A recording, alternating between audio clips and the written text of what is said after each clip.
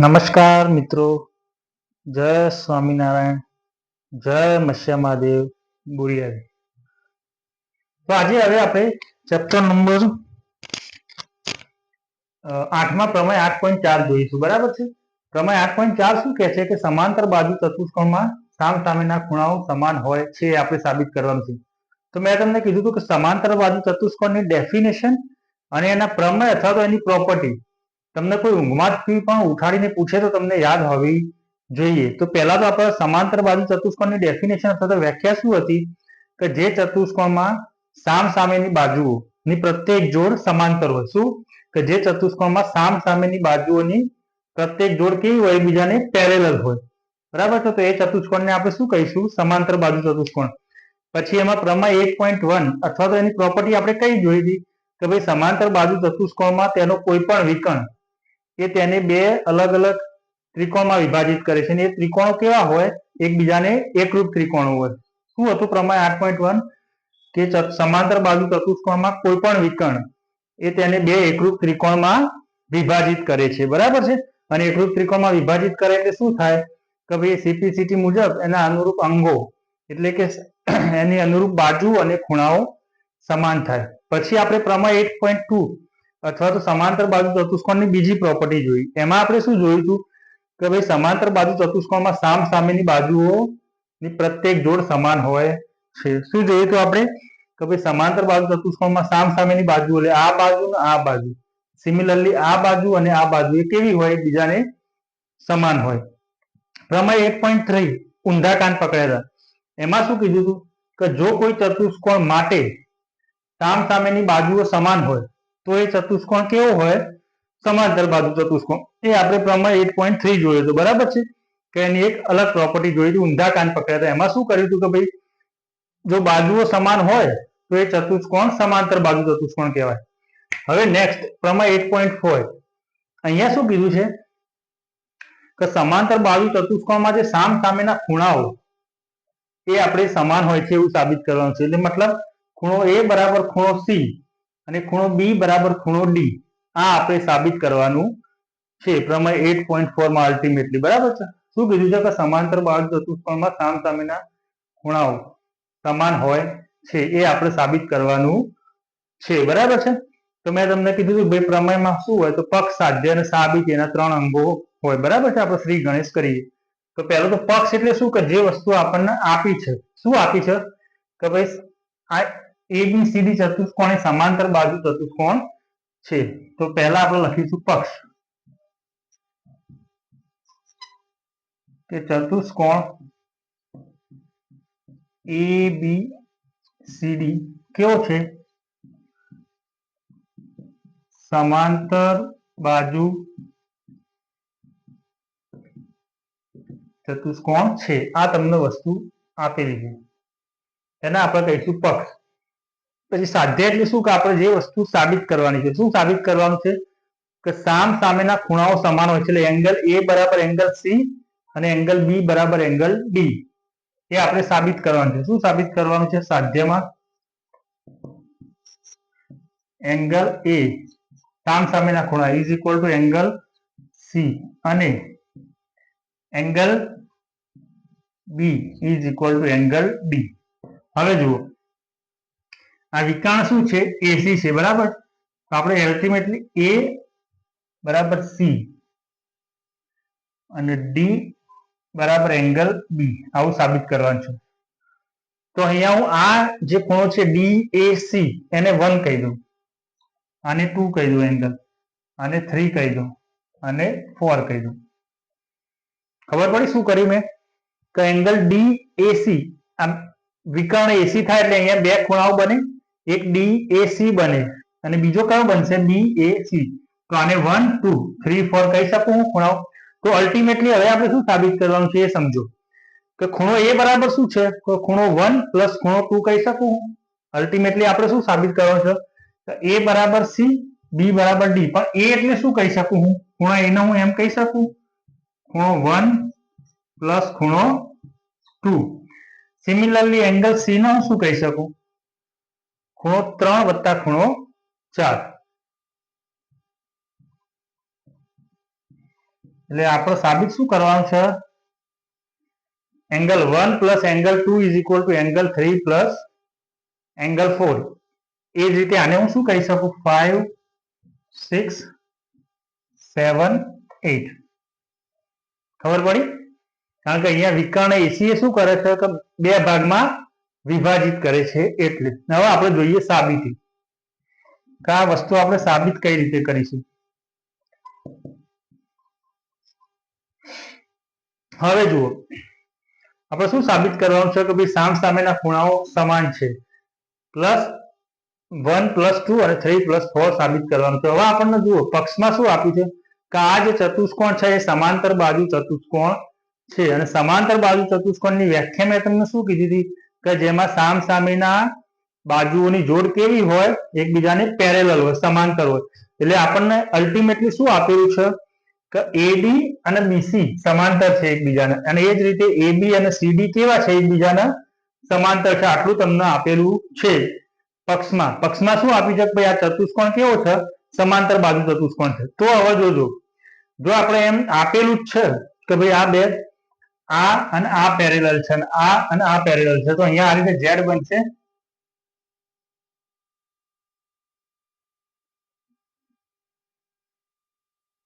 આ ઝેડ બને છે આ રીતે, આમ ઝેડ બને છે યુગ્મ કોણ. તો આ એક આ એંગલ અને આ એંગલ સમાન થશે. કેમ સમાન થશે? અહીંયા કઈ રીતે ફિગર બને છે જુઓ. શું કીધું છે? સમાંતર બાજુ ચતુષ્કોણ છે. સમાંતર બાજુ ચતુષ્કોણ છે એનો મતલબ શું થયું કે એબી અને ડીસી પેરેલલ છે. બરાબર છે? તો આ રીતે આપેલું છે. જુઓ ઝેડ બને છે આમ, આ એંગલ અને આ એંગલ. તો 3 અને 2 સમાંતર થાય યુગ્મકોણના કોન્સેપ્ટ પ્રમાણે. કેમ થાય? કારણ કે આપણને કીધું છે કે ભાઈ આ ચતુષ્કોણ કેવો છે? સમાંતર બાજુ ચતુષ્કોણ છે. બરાબર છે? અને સમાંતર બાજુ ચતુષ્કોણ હોવાથી અને આ એની શું થશે? એસી એની વિકર્ણ છે, જે શું છે? એની છેદિકા છે. તો છેદિકા હોય તો આ બે ખૂણાઓ કેવા બનશે? એકબીજાના યુગ્મકોણ બને. તો angle 3 is equal to angle 2 હું લખી શકું યુગ્મકોણ પરથી. ખબર પડી? તો જુઓ સાબિતીમાં. તો પહેલા તો આપણને શું આપ્યું છે કે ચતુષ્કોણ એબીસીડી સમાંતર બાજુ ચતુષ્કોણ છે. અને એ સમાંતર બાજુ ચતુષ્કોણ તમને આપેલો છે એટલે તમે શું કહી શકશો કે ભાઈ એની સામસામેની બાજુઓ કેવી હોય? સમાંતર હોય. તો એબીસીડી ચતુષ્કોણની શું થાય? સામેની બાજુઓ કેવી થશે? સમાંતર થાય. આ ક્યાંથી થાય? એની ડેફિનેશન ઉપરથી. એની ડેફિનેશન શું કહે છે કે ભાઈ સામસામેની બાજુઓ સમાંતર થાય. તો હું લખી શકું કે એબી પેરેલલ સીડી અથવા તો ડીસી. અલ્ટિમેટલી શું આપ્યું છે કે એબી સમાંતર ડીસી અથવા સીડી અને વિકર્ણ એસી તેમની છેદિકા છે. શું કીધું? ખબર પડી કે ભાઈ સમાંતર બાજુ ચતુષ્કોણ તમને પક્ષમાં આપેલો છે. સમાંતર બાજુ ચતુષ્કોણ આપેલો છે એનો મતલબ શું થાય કે ભાઈ આ એબી અને આ સીડી એ કેવા છે? એકબીજાને પેરેલલ છે. એ તમને આપેલું છે. અને આ જે એસી રહી એમની છેદિકા, આ વિકર્ણ છે, એ એની છેદિકા થાય. તો યુગ્મકોણના કોન્સેપ્ટ પરથી આપણે શું કહી શકીએ? Angle 3 is equal to angle 2. અહીંયા ઝેડ બને છે એટલે. તો માટે આપણે શું લખી શકીએ? Angle 3 is equal to angle 2. કારણમાં લખવાનું. કેમ લખી શકીએ આપણે? યુગ્મકોણ 3 અને 2 એકબીજા શું બનશે? યુગ્મકોણ. અને યુગ્મકોણ કેમ બનશે? કારણ કે એબી પેરેલલ ડીસી. આ તમને આપેલું છે. આને પરિણામ 1 કહી દો. Angle 3 is equal to angle 2 આવ્યું, એને પરિણામ આપણે 1 કહી દીધું. કેમ કહી શકીએ? કારણ કે યુગ્મ કોણની જોડ બનાવે છે. કેમ બનાવે છે? કારણ કે AB અને CD અથવા DC પેરેલલ આપેલા છે. કેમ આપેલા છે? કારણ કે એ સમાંતર બાજુ ચતુષ્કોણ તમને પક્ષમાં કીધેલું છે એટલા માટે. તો શું મળ્યું આપણને? 3 અને 2 સમાન મળે. હવે એ જ રીતે જોજો, અહીંયા આ પણ પેરેલલ છે. આ લાઈન સામસામેની બાજુઓ થઈ, આ અને આ એ પેરેલલ થાય. કેમ? કારણ કે સામસામેની બાજુઓ છે, સમાંતર બાજુ ચતુષ્કોણ તમને આપેલું છે. અને આ એસી એની શું થશે? છેદિકા થશે. તો અહીંયા ઊંધો ઝેડ આ રીતે બનશે. જુઓ, અહીંયા આમ, આમ અને આમ ઊંધો ઝેડ બનશે. બરાબર છે? તો 2, 1 અને 4, એંગલ 1 અને એંગલ 4, આ પણ શું બનશે? યુગ્મ કોણની જોડ બનાવશે 1 અને 4. કેમ? ઊંધો ઝેડ બનશે. એટલે અહીંયા આપણે ફરીથી શું લખી શકીએ? Angle 1 is equal to angle 4. કેમ કહી શકું હું? કારણ કે AD અને BC આપણને કેવા આપેલા છે?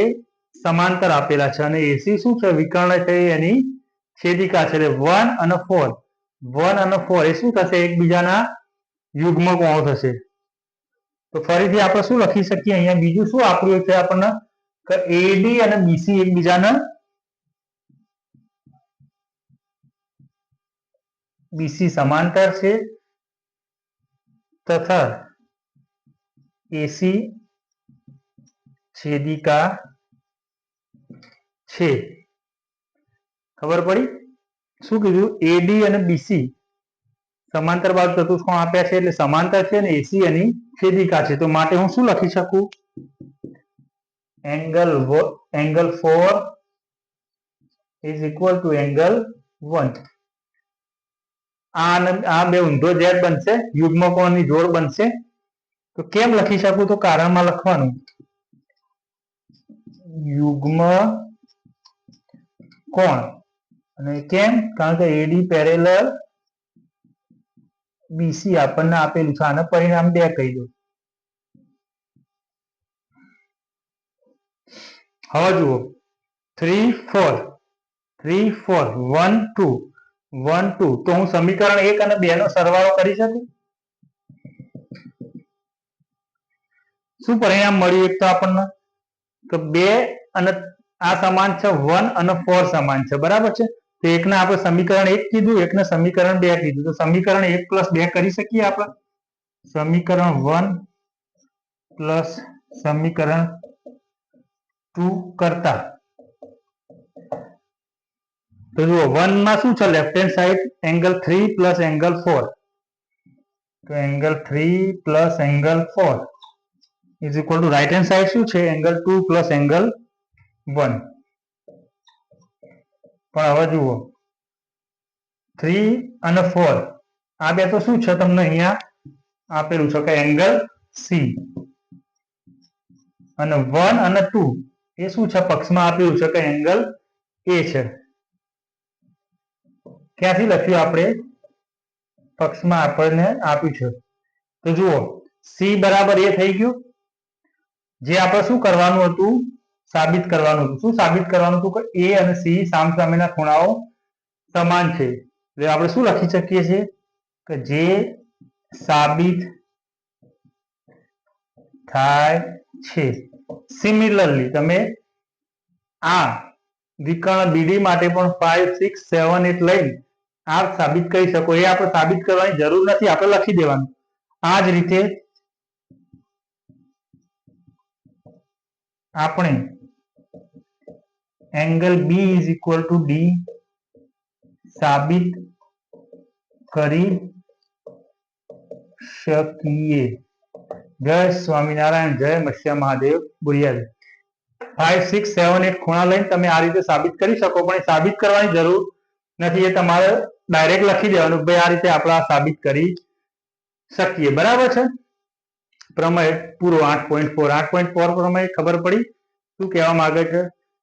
તો ભાઈ પ્રમેય 8.4 શું કહે છે? સમાંતર બાજુ ચતુષ્કોણમાં સામ સામેના ખૂણાઓ કેવા હોય છે? સમાન હોય છે, સામ સામેના ખૂણાઓ સમાન હોય છે, એ આપણે સાબિત કરવાનું છે, બરાબર.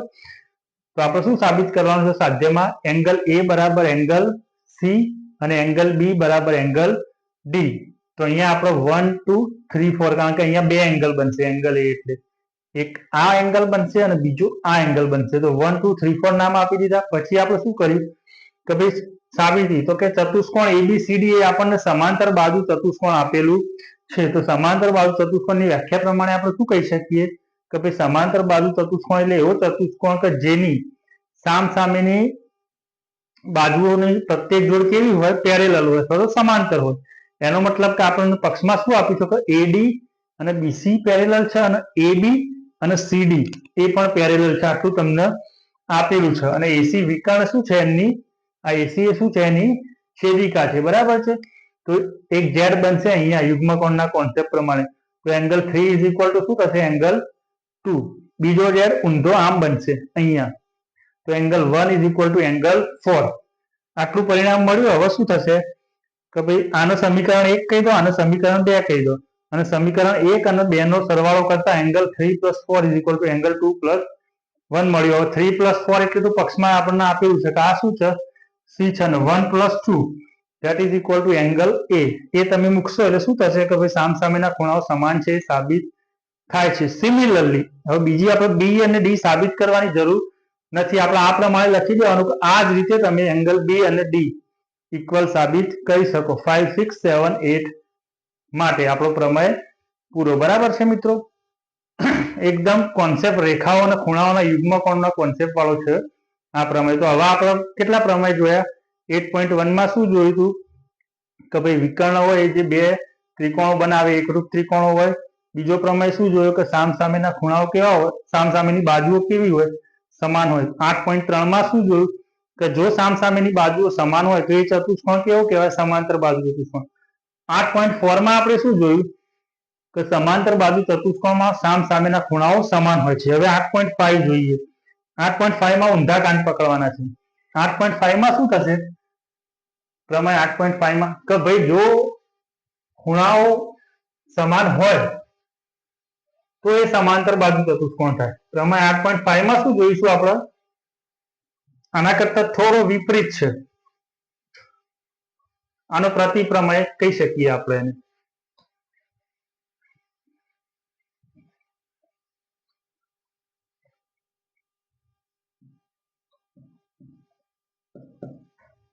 પ્રમેય 8.5. 8.5 શું છે? 4 નો પ્રતિપ્રમેય છે. એમાં શું આવશે કે જો ચતુષ્કોણમાં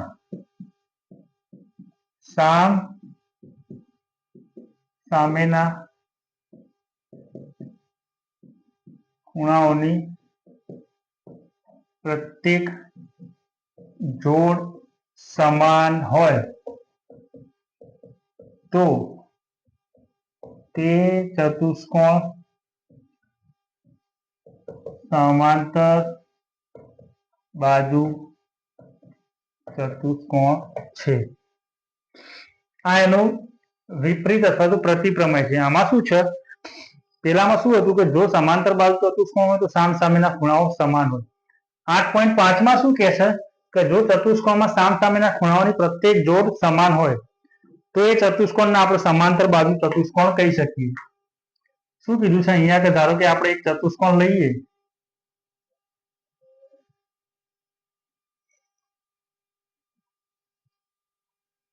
બરાબર છે, એ બી સી અને ડી.